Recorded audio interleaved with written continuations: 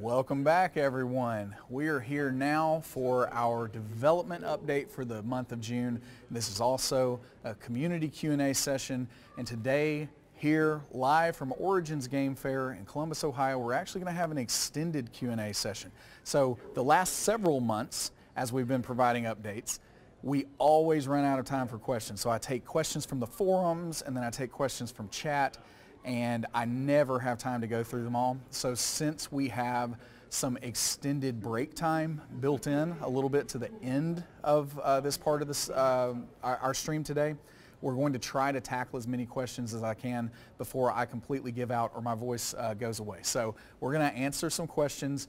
Don't get into asking questions yet because we actually don't have people monitoring that at this point in time. When we get to the questions part of our update today, you can start asking those in Twitch chat, and I have the iPad here and we're going to go through that, and I will answer and get to as many as I possibly can. So I'm Adam Bradford, the product director for D&D Beyond. We are incredibly happy to be here. We're going to go now to the explanation of why we are here, as we do every month. We're going to talk about where we are, what the latest updates are for D&D Beyond. We're going to provide a little bit of a data update. So we got some questions about this because since Volo's Guide to Monsters races came out so much later than the Player's Handbook races, we got into a situation where people are wondering which of those monstrous races that were debuted in Volos are the most popular on D&D Beyond, so we'll share that. We'll talk about where we're going, what the short-term roadmap is. We'll talk a little bit about the character sheet revamp, the mobile beta, some of the other things that we're working on, including our Twitch extension. And we will, again, have that extended Q&A session where you can ask the questions. Don't do that until prompted because otherwise it will vanish into the ether somewhere out there and we'll never get there. All right, so moving on, where we are currently. This is going to be the description of where we currently are. It's a calm before the storm moment for us right now. We have not had a significant update in the last month, and that is because we have so many irons in the fire right now where we are working under the hood and trying to move forward and progress on all of these elements. And so the latest updates, not much to share this month, but trust me, a lot of work is going on behind the scenes and we're incredibly excited about this. We'll talk about, you know, the short-term roadmap and exactly what those elements are and what we have been working on, but it is the calm before the storm. We feel like a lot of things are going to hit in the next few weeks that we're really excited about. We've got, the team is scaling up. We're starting to have more opportunities to work on other things. So really excited about it, but it is calm before the storm. Moving on to our data update. So Volo's Guide to Monsters races. Getting into this, you can see that Aasimar are by far dominant here. We've got Goliaths in second place. Now, Goliaths are a little, you know, they're maybe cheating a little bit. Goliaths always want to win and they're very competitive. So Goliaths did come out with the Elemental Evil player supplement. And so they had a little bit of a head start on some of these other races. But either way, a pretty significant portion of Goliath players out there are represented here. You see the Tabaxi and Firbolg have been very popular, as well as the Kenku, and then we start trailing down there. For some reason, hardly anyone wants to play an orc.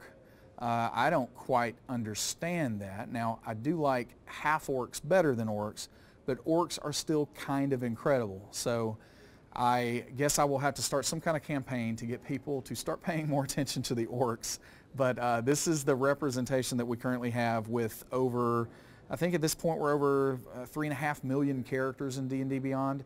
And so as part of that, we're starting to get some really, really incredible data, and we can start looking at you know, the segments like this to understand that, again, Aasimar are very popular at this point in time, and it's really great to see the data.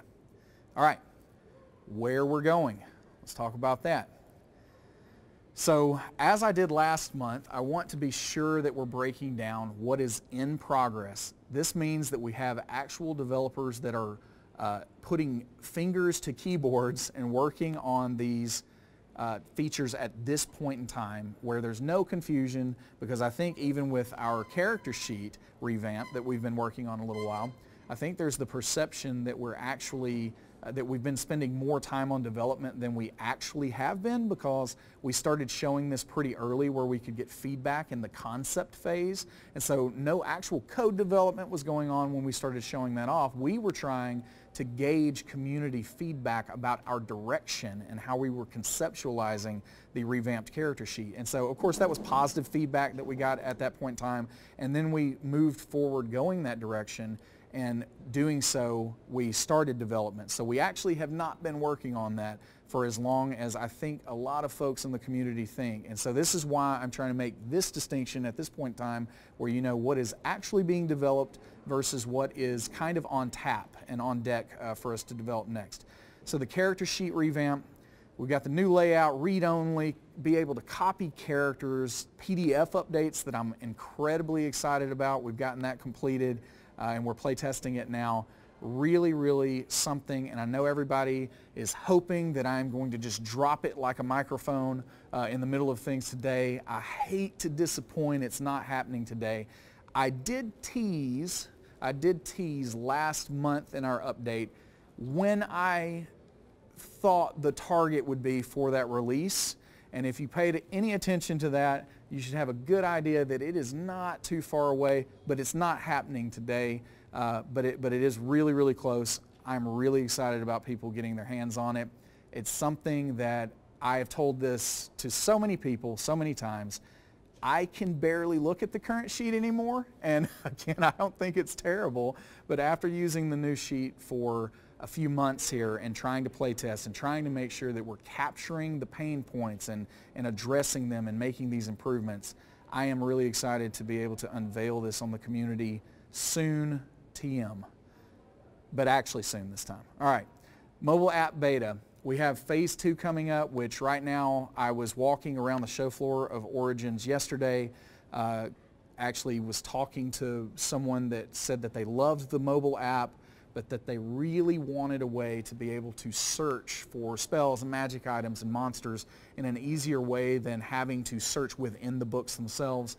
And so this second phase is exactly what that person's looking for. We're going to add our compendium listings, spells, magic items, monsters, feats, backgrounds, classes, races. All of those things will be added into the mobile app, and they will be really snappy and fast, and all of that database advanced filtering will be present. And so that's the next phase that we're working on right now. I love the user interface that we're going with. It's really clean. It's very fast. So again, we're really excited to get that into beta. Again, soon. Can't reveal any date yet, but we are working on this, and we are definitely getting down the path. So excited about that one as well. Navigation improvements. We've got a header revamp that is actually going to go live as part of the character sheet revamp. So we want to condense our header where there is more room on the page for the character sheet to really be showcased. And so we will do that. We will also have a follow-up where we address our navigation issues right now. So if you've gone to the site recently, as we've started adding more and more things to D&D Beyond, I know that sometimes you hover over the main navigation, you try to crawl down with your mouse pointer down the cascading navigation. Sometimes your mouse gets slightly off and the menus go away. And so we know that this is a problem, and we are working on an entirely different system of presenting that information and allowing you to jump around and navigate much, much easier. So these mega menus, as we call them, are really going to change the way that you get around the website, and it's going to be a dramatic improvement. So we're working on that at this point too. Moving to upcoming. So again, this means that these are the things that are on deck that are going to start development as soon as some of these other pieces wrap up, or in the case of the Twitch extension, I believe that development is starting next week, actually. So we use agile development methodology, and our sprints are 1 week sprints, if you're familiar with what that means. And so we take our work and collect that into weekly buckets, and unless I'm mistaken, Twitch extension work is going to start next week. So we're starting to get that off the ground. Really excited about that. We're actually going to share a sneak preview of that toward the end here today. So you'll get to see what the Twitch extension is shaping up to look like. So source management, being able to whitelist or blacklist particular pieces of content. This is something that surprised us a little bit. We are listening to the community feedback, and we are using that to inform the prioritization of our backlog.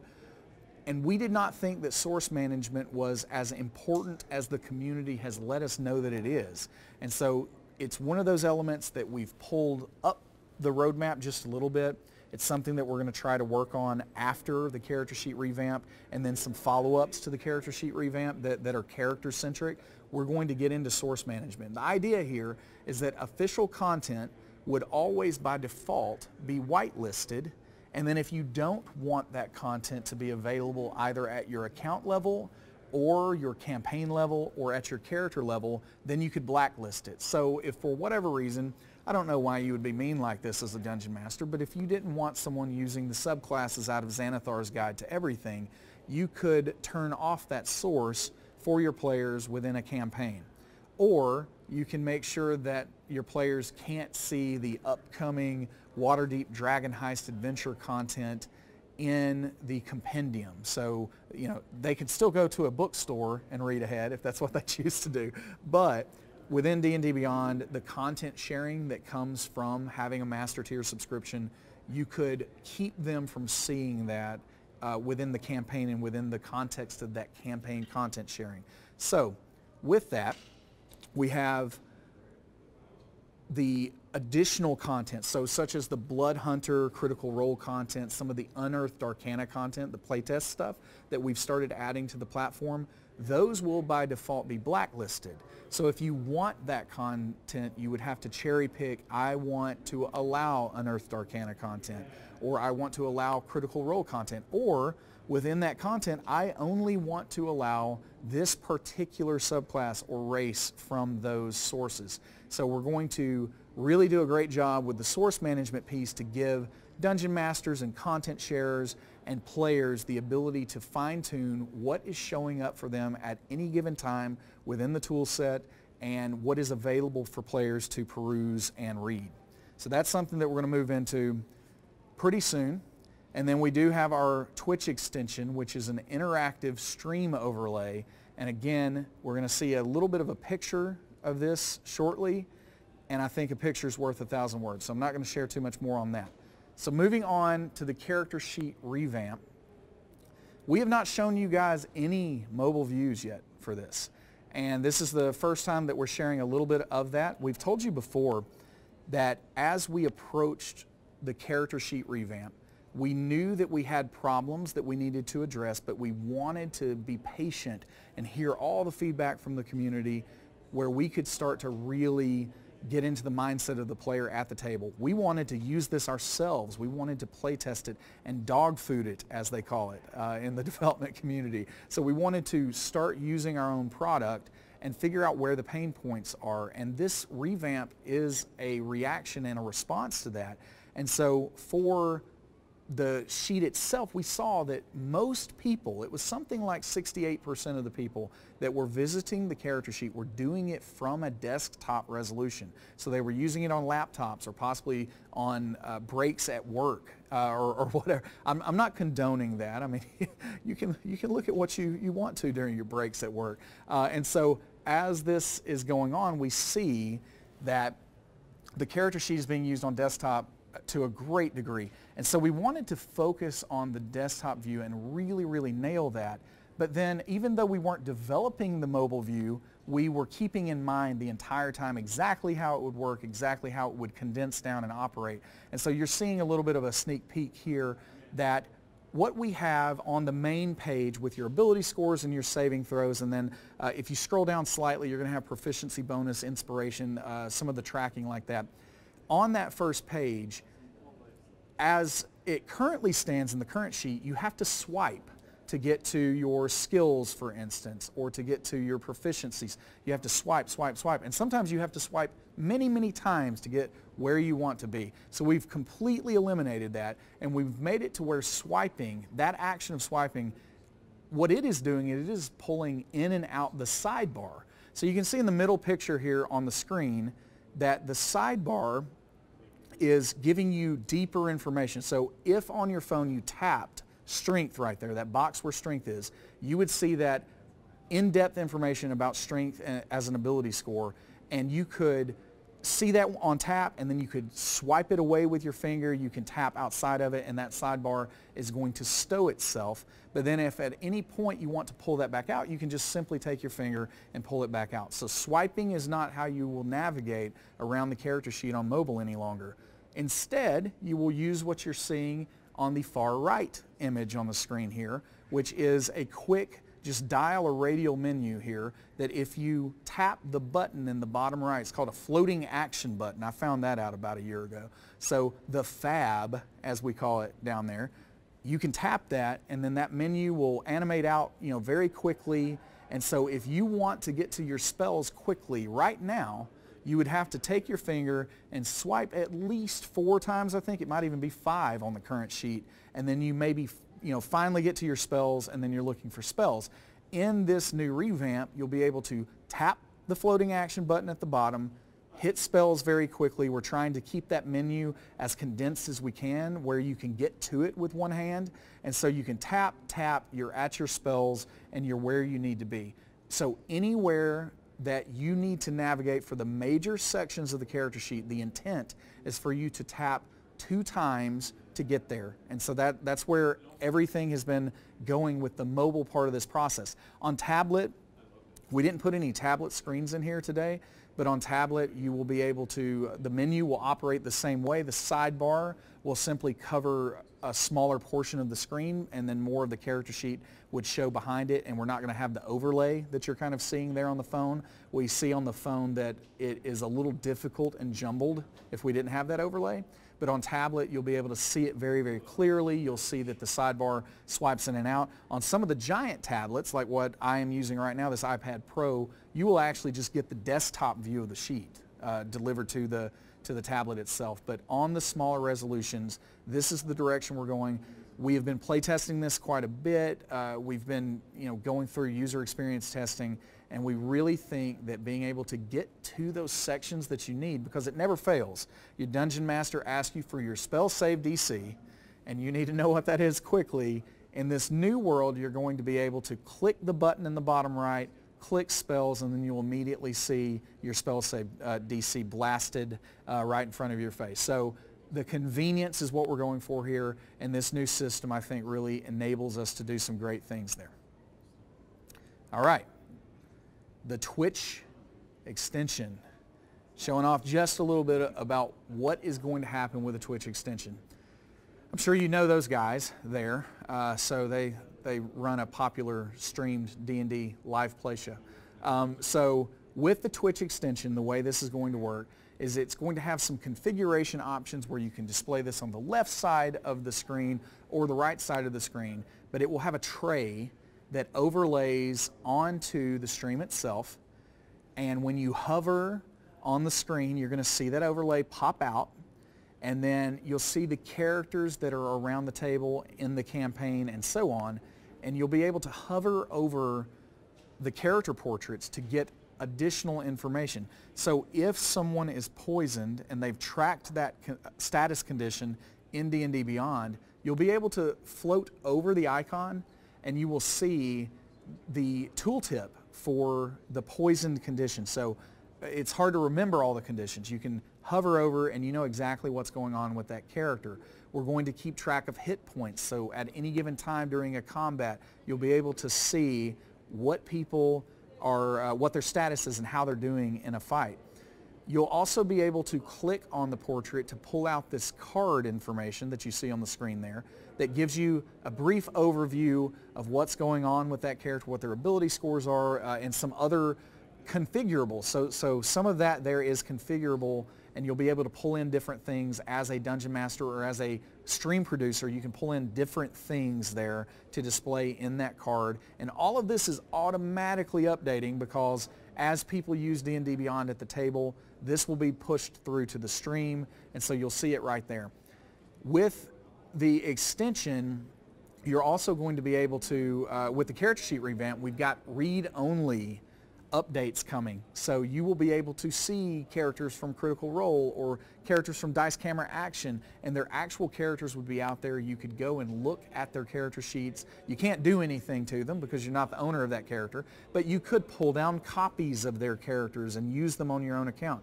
If you want to use Strix, for instance, as an NPC, you could navigate to her character sheet, be able to pull that down, and you could use her in your own campaign.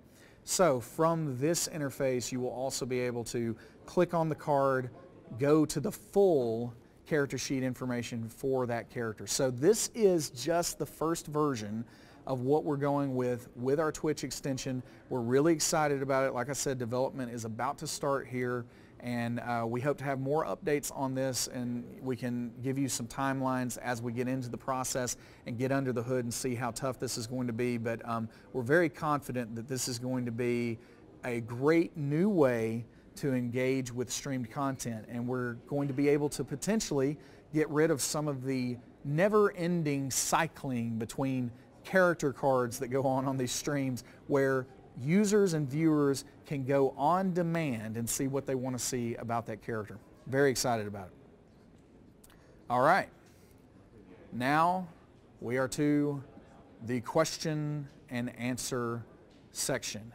All right. So as I said, I am committing to having an extended session of this because I hardly ever get to all the questions. I don't know if I can do it today. It depends on how many you're asking, but we're going to see how many we can capture. I probably will not be able to go to the top of the hour. That's a long time for me to sit here and talk by myself, but we're going to see how far we can get. And now is the time, as I switch over, if you have questions, you are considered prompted at this point. No question is off limits. You can ask it. I think, yeah, if you preface it with question, that helps me to be able to see. All right, so let's see. From Poljack, question. For players who have third-party logins disabled for security purposes, will there ever be a way to log directly into D&D Beyond? This is a really excellent question. So the question, to try to summarize here, I think at the heart of it we're saying, will there ever be other ways to log into D&D Beyond outside of a Twitch account? And the answer to that is we are certainly exploring that. We have nothing we can share yet, but it is something that we are exploring, and it's something that I would love to see. Question is, this is from Melly DM, is that the final positioning for things? HP being shown its own separate box is a little worrisome to me. I think, or I'm assuming we're talking about the character sheet, and I'm going to assume that we're talking about on mobile with that as well.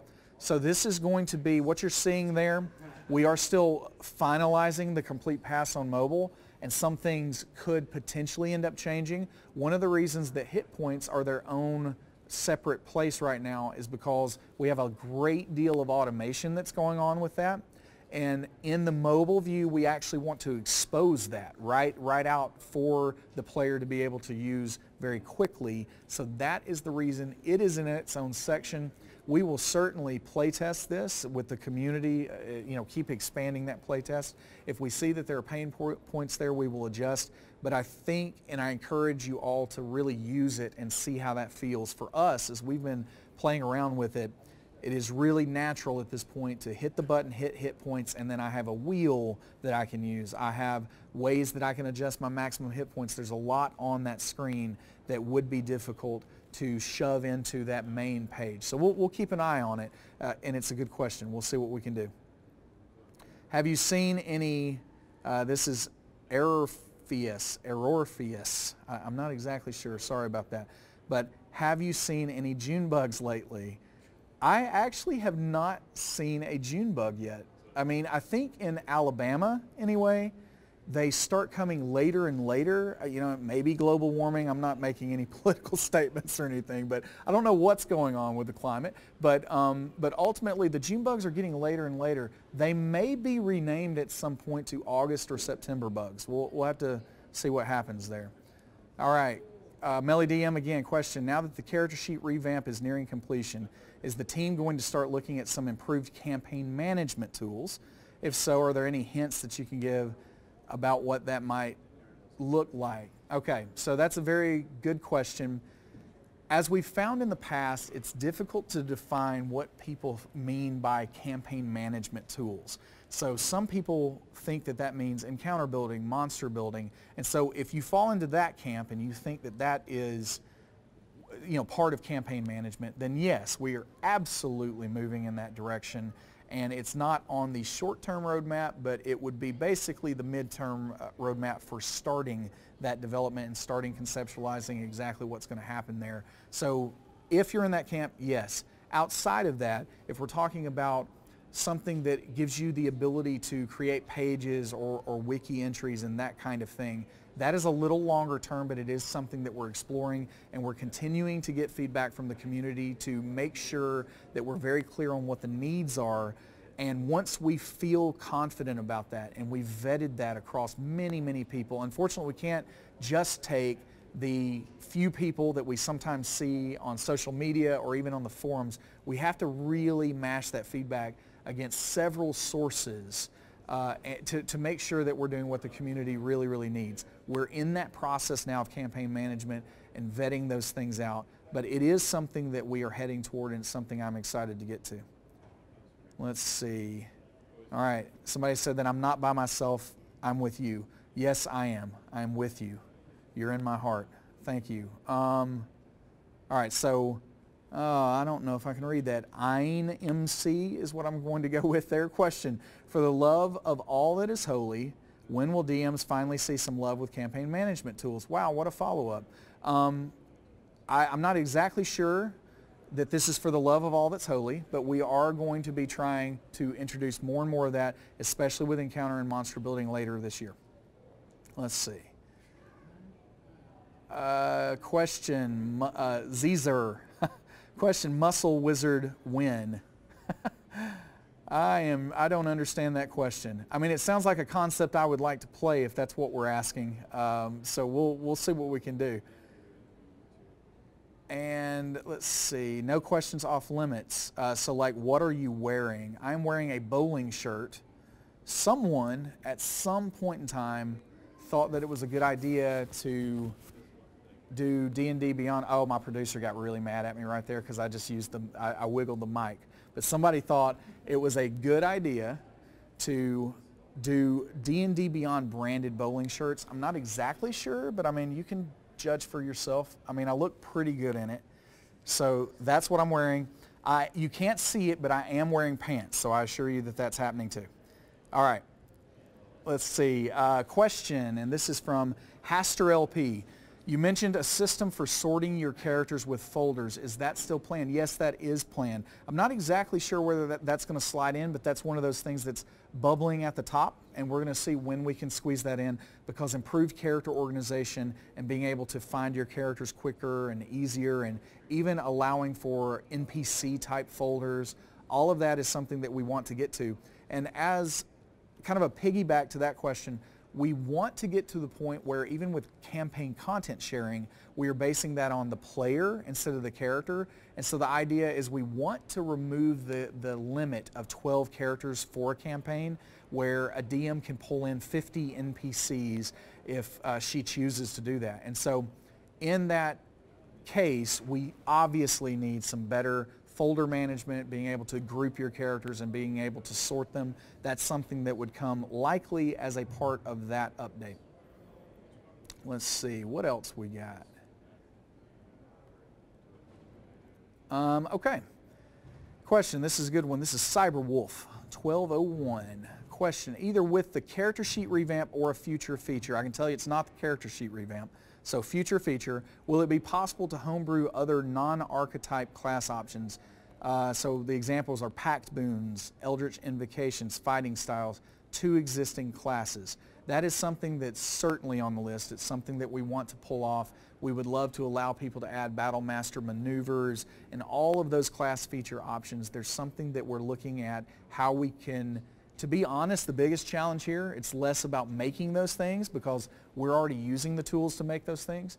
It's more about how do we expose that appropriately to the community. How could someone, if you made that public, someone come and choose that Battle Master maneuver as a piece of content that they would like to use? Having an entire listing that all it is doing is showing Battle Master maneuvers is probably not going to be incredibly helpful to a lot of people. And so we want to find the way that we can somehow aggregate all of those different types of options and display them most effectively. And I think once we figure that out, we will get there. All right, so Molfen Zuchter. Question, is there any news about other language versions of D&D Beyond? We don't have anything that we can share yet outside of we are trying to make this happen. It's a lot more difficult than I would like for it to be from a technical standpoint, from even just a translation standpoint. But it is something that we're looking into and something we're trying to make happen.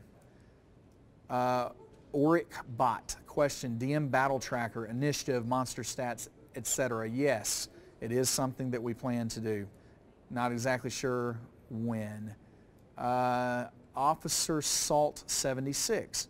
Question, what is your favorite tool in D&D Beyond for new DMs? This is an outstanding question. I love it.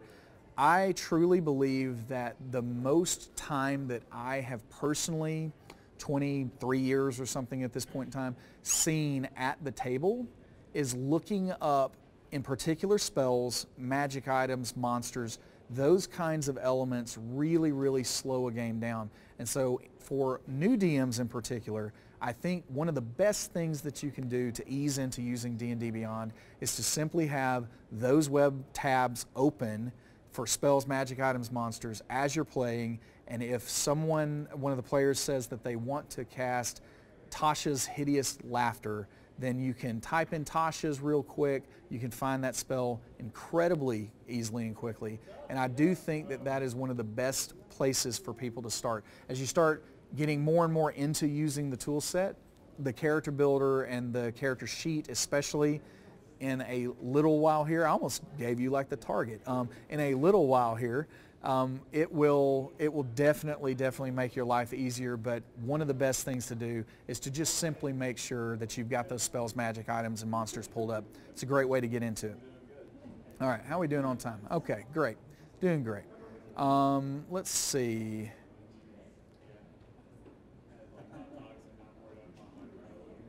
We need a pop filter cover for that mic. I'm so sorry that I am Peter Piper picked a peck of pickle. So sorry, so sorry. All right. Question from Arcane Faraga. Will some of the Twitch stream options in Beyond be available for Project Alpha users? Can't comment on any of that at the moment, primarily because I don't know what the future is going to hold there. Turtle Tonto. That's a nice one. Question, how will resource management work on the new character sheet? This is a great question. We've shown this a few times in the desktop version in particular, but the way that we foresee this happening is you have these little tick boxes, very similar to what you would have seen on any type of character sheet over the past 40 years. And so for limited use features where, let's just take Action Surge, I can do that once per short rest. We will have the ability right there where you are reading about what Action Surge does. You can check the box for that. You can see that under your features and traits section. You can also see that under the actions section under special in that case, but you can see that there. So anywhere where you see it, or if you've opened it in the sidebar, you can track that usage right there in the context of what you're using. So there's no need any longer for you to go to a separate limited use section. The idea is we want to integrate that everywhere where it exists. We got some feedback early on that technically a limited use concept is not something that's really used with player characters in Dungeons & Dragons. Monsters talk about limited usage a little bit, and so we thought it's going to be more effective, and we've gotten a lot of confirmation about this in our playtest, that it's better to track that right where you're reading about it, right where you're understanding what it's doing, and so that's how that resource management is going to work. If we're talking a little bit more about key and sorcery points and so on. Right now, you will be able to tick boxes and move numbers. If they're large pools of resources, you'll be able to just kind of move numbers up and down. In the future, we intend to fully implement a system where you would end up with an entirely new section on your character sheet that includes wild shape and key and sorcery points and any class-based resource. And what that section is going to do is it's going to aggregate all of the different abilities that go with that resource. So for key, as a monk, it's very difficult at times to keep up with what can consume key and keep that in one place. So the idea with that system, and that's actually going to be a follow-up to the revamp, so that's something we're working on very, very near future. But as this system gets in place and we start seeing things like key, you'll be able to see in one section of the character sheet all of the things that use key or have anything to do with key, and then you'll also have a way to track and manage that resource very easily from within that section. All right, let's see. Cheetoad, I remember that username. Question, will innate spellcasting spells be able to get their own slots and attacks in their respective menus? So right now we have a mess in the current sheet that I'm just going to go on record and say that I have hated the entire time it's been out, where we have a situation, if you have racial spells from being a tiefling, for instance, or Yuan-Ti, or you have spells that are granted by a feat. Right now those are tracked separately. They're not just interspersed with all of your first level spells or cantrips or whatever. And the revamp will completely do away with that concept.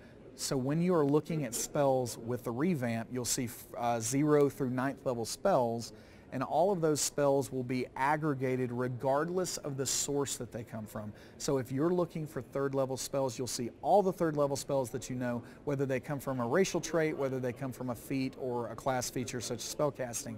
So all of that will be together. It will have a label to tell you where you're getting that from. And if those spells happen to have limited use associated with them, you would be able to click on those spells and use the limited use as well. So all of that's coming together. We're really happy about that. That was a huge point of feedback that we are addressing, I think, in a really elegant way with the revamp. All right, let's see. All right, so Axis of Anarchy question, is the source management one of the predecessors to Adventurers League compatibility with character creation? Great question. So yes, source management is a prerequisite and it is a front runner for full-on Adventurers League validation. That's something that we want to try to get to. I'm going to say this year, just to make sure that I'm being conservative with that. So we want to be able to have character creation where you can designate that I need this to be an Adventurers League compliant character, and you can go through the process and it will gray out and disable options for you. All of that would work for you. You go through the character creation process, you get through the entire thing, and then you get a badge, we'll call it a badge, where you can show your phone or your tablet to a Dungeon Master at Origins or any other event you happen to be at your local store, and you can put that there, and the DM can have some confidence that it is AL legal because of that badge that appears near your portrait. So that is something that we're wanting to get to, and again, I want to get to that this year. Not exactly sure what's going to happen with it, but we're trying to get there. Let's see. Monon one question, will all the new updates continue to work with the DM version of the connected app? I'm not sure I entirely understand that question. I apologize. But if the question is centered around, how is the app going to follow suit with all of these updates, we currently do not have the character sheet in the mobile app beta. That is something that we will be working towards getting included in the beta at some point in the future. Right now we're focused on those listings, and that's the next phase. Star Rider 1026 question, does the mobile revamp include character creation? Really good question. No, not for this current release. Everything is focused on the sheet itself at this point in time. What you're going to notice when this revamp does go live is that there are several components that will be newly present in the character sheet that removes your need to go back to the builder to edit things.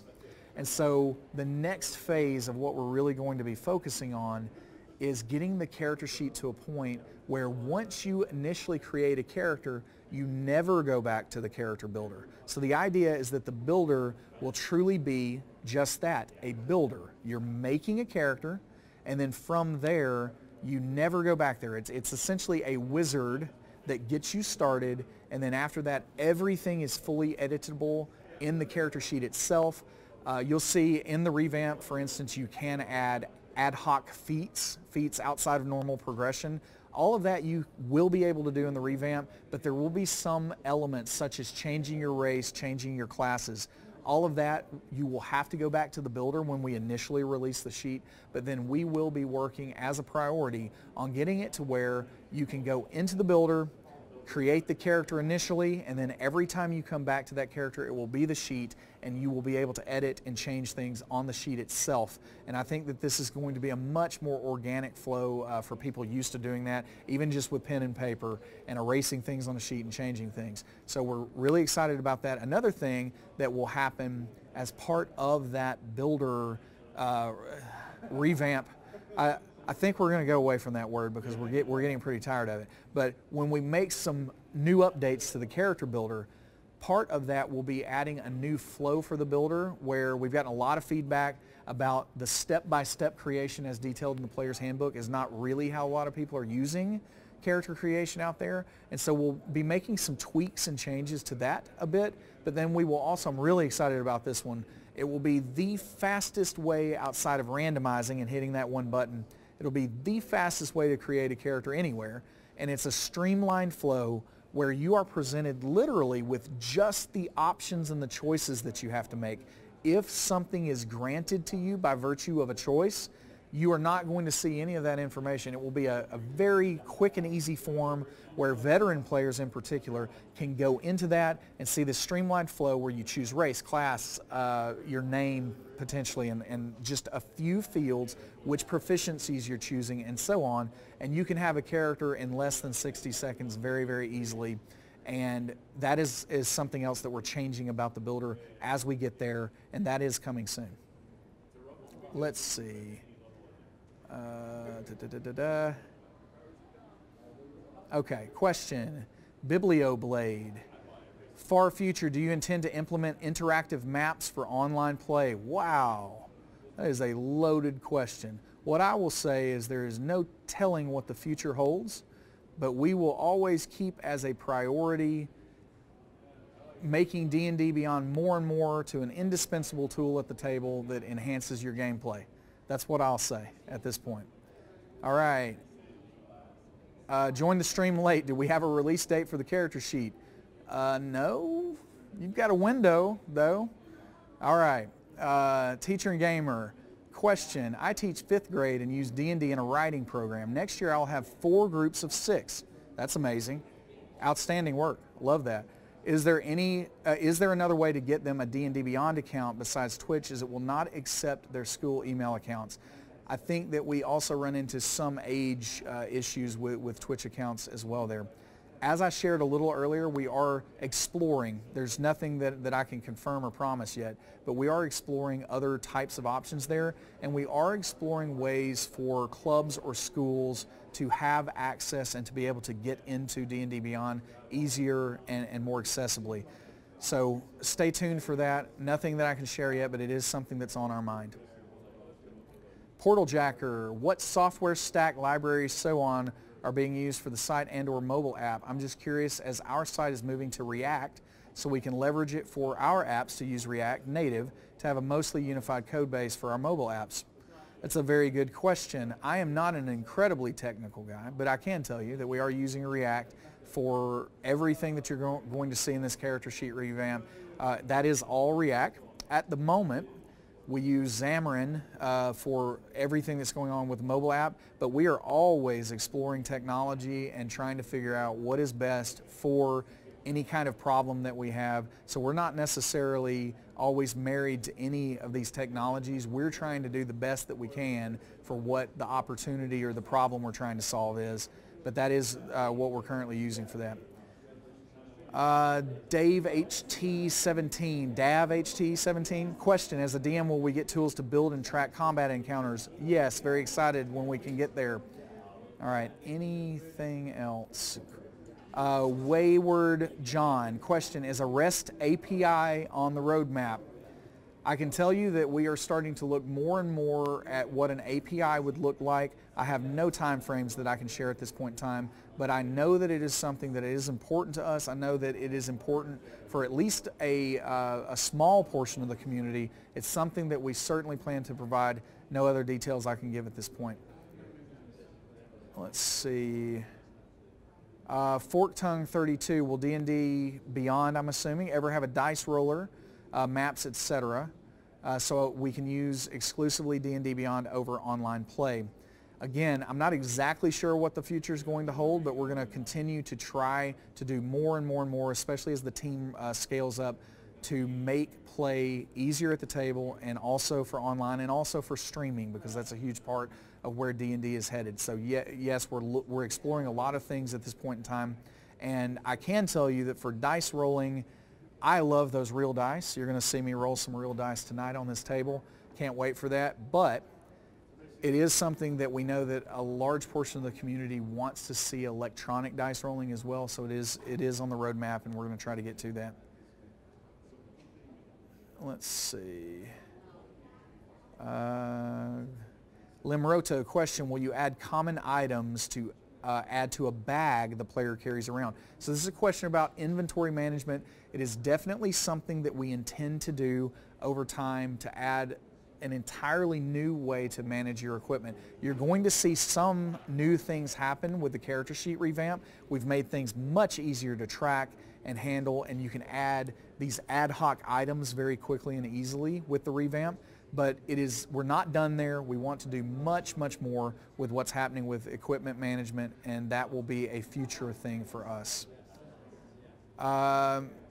MXLIP90, question, is there any more discussion or development in partnerships with companies like Roll20.net? We would love to do some exporting back and forth between Roll20 and Fantasy Grounds and D&D Beyond. It is something that we're looking into. Let's see.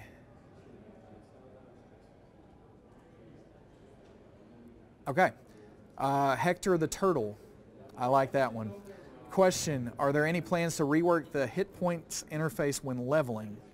My groups struggle every time. Maybe it's just us. I don't think it's just you. I've heard this one a couple of times anyway. We want to, as part of that pass where we don't want you to ever go back to the character builder in the future after initial character creation, an entire leveling up process will be included with the sheet itself. And so as that happens, the idea is, yes, we will have a much clearer and easier way to see what's going on with hit points. It will call out much more strongly that you are by default getting the fixed HP value and so on. So yes, it is something that we want to do. All right, we've got time. I'm going to do maybe one more question here. Let's see. Pepper MD. Question, is Twitch integration planned to be one way? Will viewers be able to simply view character info, or will DMs be able to let viewers interact with various things through Twitch integration? That's a really good question, and it's a question that future me is going to be able to answer much, much better. As version 1 releases, the intent is that this is view and read-only information that people can have access to on demand and on the fly. Over time, we have some really exciting plans that I just can't talk about it yet. But we have some really exciting plans for what's going to happen with other versions of the Twitch extension as we continue to move forward in the future. We've got some really, really cool stuff, and I hate to be a tease there, but I just can't talk about it yet. But we've got some really cool things that are going to happen with the Twitch extension and some new ways to engage with streaming over time. We've got this new development team that internally has shifted over from making some other types of gaming experiences to work on D&D Beyond as a platform. And so we've got some new developers coming over that are going to be working and starting with the Twitch extension. We're really excited about that. And then they've got some really exciting things in store beyond all of that. All right, I'm going to do one more. I think we've got time for one more. Let's see if you get lucky. Okay, I'm going to go with this one because I really like it. VGG Elmo is what I'm going to say there. Sorry if I messed that up. Are you planning on adding the ability to create homebrew adventures on DDB in the reader format we have in the official books? Excellent question.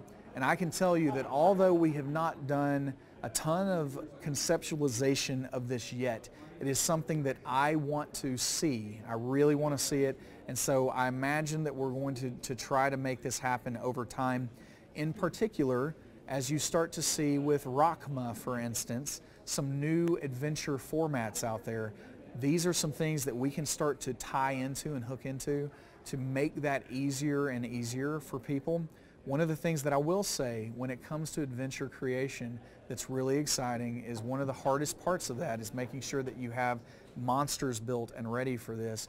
And as the monster builder starts to take shape later this year, we are going to have some really cool opportunities for you as an adventure writer to be able to create your own monster in such an easy way that you'll have that stat block available. And we do hope that as part of that eventually we will be able to plug that into some type of way for you to create a module or an adventure. So it is something that I would love to see. I'm very hopeful that we can make it happen. All right, before my voice gives out, I've got a little more talking that I have to do today. We're going to wrap the questions there.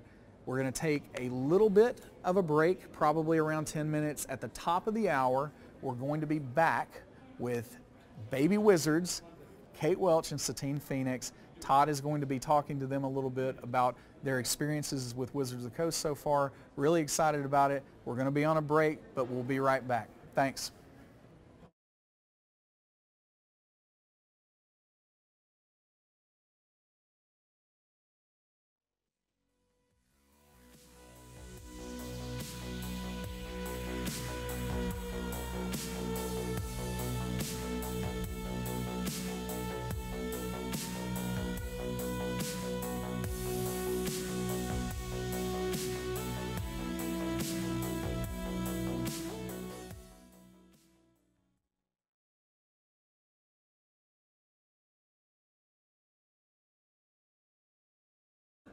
All right, and I'm back. I forgot to give out a legendary bundle or two. And so I'm sure many of you in chat were already asking about this. I didn't actually see it with the questions, or I probably would have been reminded. But we are going to give out three legendary bundles here. And we're going to do this rapid fire because I really do need a break. But we're going to do this rapid fire, and we're going to choose 3 names at random in Twitch chat. I need you to type something in Twitch chat, so just say hello. You can say something to Kate or Satine or Todd as they're about to come up here. Whatever you want to do in the chat, we just need to know that you exist out there. And then we are randomly going to choose 3 winners. And I'm going to give this, have we given enough time here, do we feel like? Okay, all right, so we've given enough time. We're about to choose the winners in 5, 4, 3, 2, 1.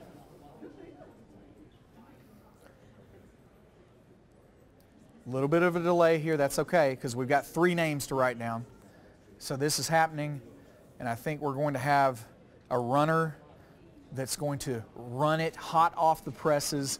Who won 1 of 3 legendary bundles? Again, here in about 7 minutes, we've got Satine Phoenix, Kate Welch, and Mr. Todd Kenrick talking about what on earth goes on at Wizards of the Coast on a daily basis. I'm sure that it's all just cookies and ice cream and lemonade and all kinds of fun stuff all day. All right, here we go. So the winners of the legendary bundles are DM_, I think that is an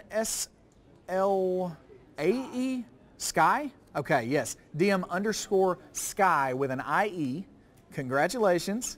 Then we have Zan with an X underscore star. Zan_star. You have won a legendary bundle. You win a legendary bundle. And then Aggie Bear. Congratulations. You have won a legendary bundle. The thing that I ask, unlike typically, anyone who has won one of these in the past knows that I take this very seriously, and I run back to my desk and I try to award this bundle to you as quickly as we possibly can. Today we're a little bit busy, so please give us through the weekend at least here to award that legendary bundle, but I assure you that by Monday you're going to have that. Congratulations for winning. Thank you all for tuning in for the Dev Update. Again, we've got Kate Welch, Satine Phoenix, and Mr. Todd Kenrick coming up after about a 5-minute break here.